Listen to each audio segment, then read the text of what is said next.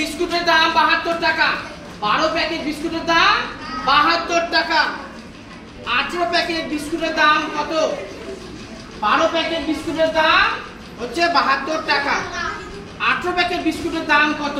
তাহলে কি বার করতে হচ্ছে আমাদের? টাকা বার করতে হচ্ছে, তাই তো? তাহলে টাকাটাকে আমরা কোন দিকে লিখব? ডান দিকে। টাকাটাকে আমরা ডান দিকে লিখব। 12 প্যাকেট 12 প্যাকেট বিস্কুটের দাম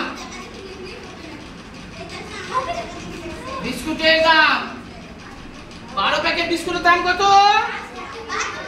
72 টাকা। কালার চেঞ্জ করে দেব? ঠিক আছে।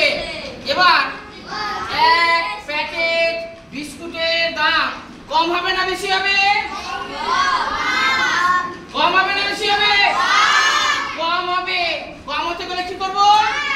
ভাগ 72 নিচে 12। এবার 18 প্যাকেট বিস্কুটের দাম কত হবে?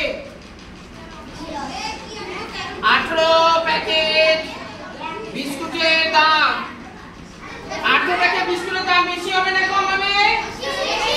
বেশি হবে। দেখো এক প্যাকেট বিস্কুটের দাম কম ছিল, 18 প্যাকেট বিস্কুটের দাম বেশি হবে। অপূর্ব এদিকে, ওদিকে নয়, এখানে নজর থাকবে। 72 গুণ 18 আর 12। দেখো সহজভাবে আমরা ভাগ করব বা কাটাকুটি করব। পরিষ্কার ভাবে বোঝা যাচ্ছে 12 ঘর যদি নামটা করি 6 12 72, তাই না? একেবারে পরিষ্কার ভাবে। বাপু প্রত্যেককে স্মার্ট বোর্ডের দিকে তাকাও। 6 12 72, নিচে তো আর কিছু থাকলো না। এবার তাহলে উপর উপর গুণ হয়ে যাবে। 6 18 108, 6 18 108, 108 টাকা।